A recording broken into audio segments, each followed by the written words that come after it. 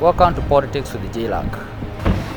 We at JLAC, we are interrogating the probable running mates for the two leading antagonists. That is Raila Odinga and William Samoei Ruto. In our first set of analysis, we looked at the probable running mates of Azimio, and in actual fact, we analyzed Martha Karua, Hassan Joho, and also Stephen Kalonzo Musyoka. But from today, in our next series of episodes, we are going to interrogate Kenya Kwanza probable running mates. According to reliable sources, it is very clear that the position of the running mate has been reserved for Mount Kenya region.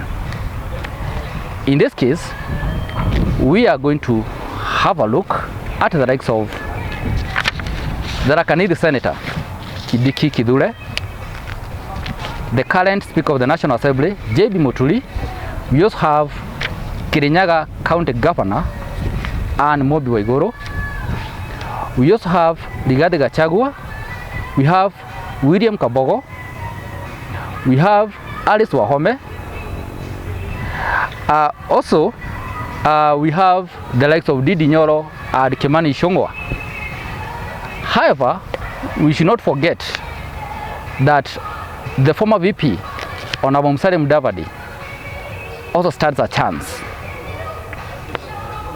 We are going to focus on just 4 of the aforesaid politicians. In this episode, we are going to interrogate the chances of Musalia Mudavadi being nominated as the presidential running mate of Kenya Kwanza flag bearer William Samoei Ruto. Musalia Mudavadi political career started when he was aged just 28 years, way back in 1989, when he was elected unopposed for Sabatia constituency, replacing his father who had passed on previously.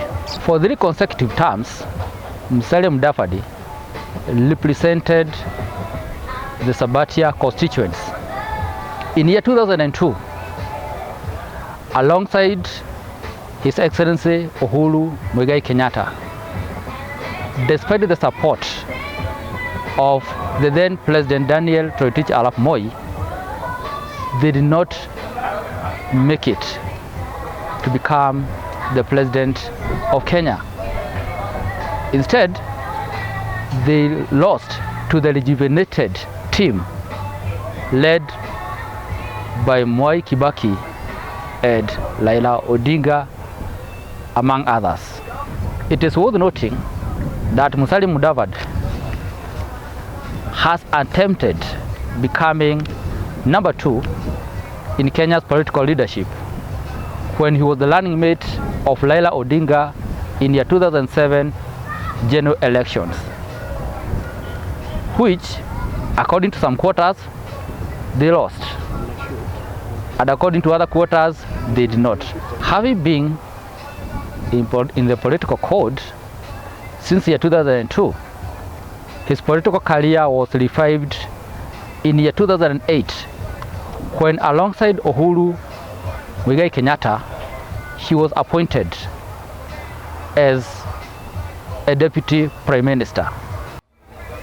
In year 2013, he made a shot at the presidency, where he vied and came a distant third with a paltry 483,981 votes, which was equivalent of 3.96% of all valid votes cast for the presidency. Musalia Mudavadi has suffered major political backlashes. 2 of them are notable. In year 2012, he left ODM, citing frustrations after arguing that the late Honorable Raila Odinga was being favored as the presidential nominee of the ODM party. After joining the UDF in the same year, a party that had been formed by leaders from the central region, UDF, in a coalition of two other parties, that's TNA and URP, they had come up with a contract which ostensibly had indicated that him, that is Musalia, was to be the flag bearer of the coalition. But instead, Musalia argued that there was a breach of contract when Uhuru Kenyatta was given that particular nomination. Musalia Mudavadi, it should not be forgotten, presently or hitherto, he is the most prominent political leader in the entire Luhya land, which implies that he is the only Luhya leader who stood high chances of being considered as a running mate, regardless of the alliance. The fact that Musalia was the only NASA principal who would not vie for any elective position and instead campaigned for the late Honorable Raila Odinga speaks volumes of how he is resolute and committed when it comes to campaigning for a preferable presidential flag bearer.